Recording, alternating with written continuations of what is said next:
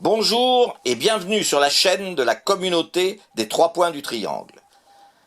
La Covid-19 occupe l'espace d'information de façon continue, provoquant au fil du temps une lassitude dans les populations.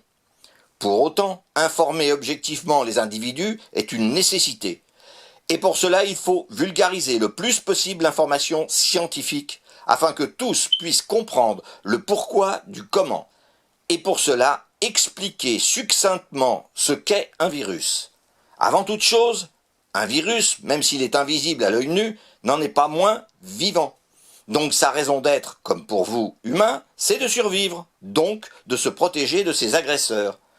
À l'échelle d'un virus, ça veut dire modifier sa structure lorsque cette dernière est attaquée, et que celle-ci le soit par vos anticorps, par des médicaments ou encore des vaccins. Conséquence, le virus va, ce que l'on appelle, muter, c'est-à-dire modifier sa composition pour lui permettre de survivre. Dans le cas de la Covid-19, et malgré ce que l'on veut vous faire croire, son existence étant le résultat d'une manipulation génétique humaine, il ressort donc que les vaccins qui ont été développés s'appuient sur l'enveloppe Spike, donc ce dernier va forcément modifier cette partie de lui-même afin de protéger son intégrité. Cela signifie donc qu'en mutant cette partie de lui-même et en la modifiant, il va devenir résistant à l'action du vaccin. Et cela n'a rien d'étonnant. N'oublions pas que les coronavirus dont est issue la grippe saisonnière ont depuis des millénaires cette capacité à se transformer pour survivre. Ce qui fait que chaque année, le vaccin contre la grippe est forcément différent. Et en fait, vous êtes, même si ce virus est différent puisque génétiquement modifié, dans la même situation. Cela sous-entend que, vraisemblablement, vous allez devoir vivre avec ce virus et donc vous y adapter, et comme pour la grippe, les vaccins devront s'adapter aussi. Vous pensez que cela n'a pas de sens. Pourtant, prenez les chiffres des décès entre 2019 et 2020. Que voyez-vous ? Il y a moins de décès en 2020 qu'en 2019 pour les moins de 65 ans. Et seul, pour le reste de la population, nous avons un nombre un peu plus important, mais pour autant pas aussi important que l'on vous le laisse croire, d'autant que l'on sait que dans cette catégorie, curieusement, il ressort qu'un nombre non négligeable de cas ont été considérés comme Covid alors qu'ils ne l'étaient pas. À force de manipuler les chiffres et les informations, tout devient inaudible. Alors oui, il est grand temps de revenir à la réalité et de reprendre les méthodes efficaces qui consistent à prendre en charge le plus tôt possible les patients, à les soigner avec les traitements utiles, car oui, ils existent, malgré ce que l'on veut vous faire croire, évitant ainsi une charge des hôpitaux, par conséquent des services de réanimation. Mais preuve que quelque chose se cache derrière tout cela. L'Institut Pasteur de Lille a découvert le moyen de lutter efficacement contre la Covid-19 en découvrant une molécule très efficace et sans effet secondaire. Mais pour pouvoir faire valider leurs recherches, il fallait obtenir l'accord de la CAPNET, organisme de contrôle dépendant du ministère de la Santé. Or, cette dernière n'a pas donné son label à cette proposition. Par contre, curieusement, Covid Place, dirigé par Karine Lacombe, l'a obtenu ainsi que l'essai Discovery. Dans le premier cas, des chercheurs indiens ont dit que Covid Place n'avait aucun intérêt. Quant à Discovery, vous savez tous ce qu'il en est. On constate donc que moins cela marche, plus les institutions valident. À l'inverse, plus on se rapproche de la réalité et moins les institutions ne donnent leur accord.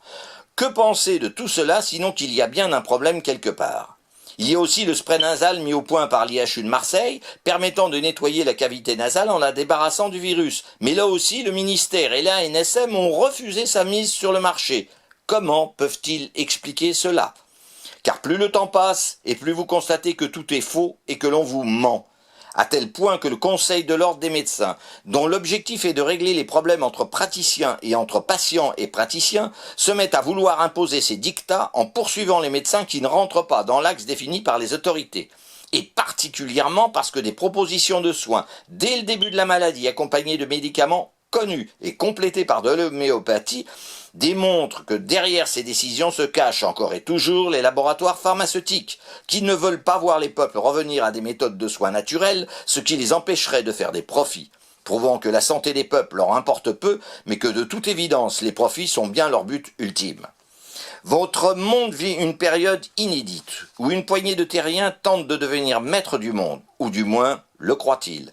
Les lanceurs d'alerte ont donc raison, et ce ne sont pas eux les complotistes, mais bien les autorités et de tous les pays du monde, puisque l'on veut imposer le passeport vaccinal à tous.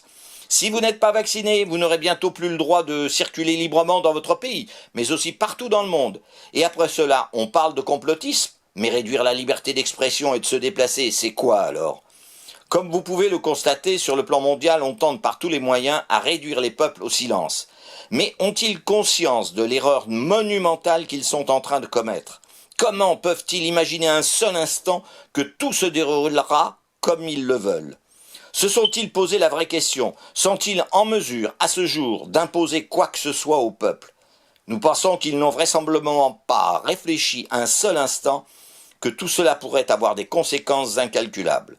Mais il est vrai que l'éclat de l'or rend aveugle celui qui le regarde. Une chose est sûre, la Russie, la Chine et même la Corée du Nord vont être dépassés par le reste du monde. Qui aurait pu imaginer que vous en arriveriez là ? Car ce sont vos libertés qui sont remises en cause. Car après le passeport vaccinal, à quelle liberté vont-ils s'attaquer? À vos opinions? À votre mode de vie? Alors certes, il y a une chose à laquelle ils ne pourront jamais accéder, c'est votre liberté de penser. L'individu est libre de sa pensée et personne ne peut rien y changer. Contrairement à ce qu'il croit, certaines zones du cerveau sont totalement hors d'atteinte de toute manipulation matérielle ou chimique. Et oui, la nature a tout prévu, même ce qui peut sembler totalement inimaginable. Comme quoi les hommes ont encore beaucoup à apprendre de cette dernière.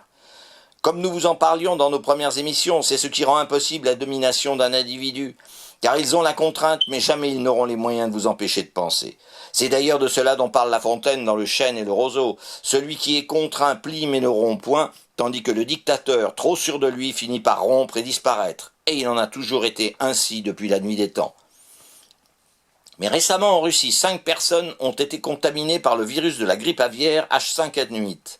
Alors si pour le moment rien ne prouve qu'il s'agisse d'une transmission d'humain à humain, rien ne prouve non plus le contraire. En tout cas, les autorités sanitaires russes conseillent aux autres pays d'être vigilants et surtout aux laboratoires de développer un vaccin contre cet énième virus.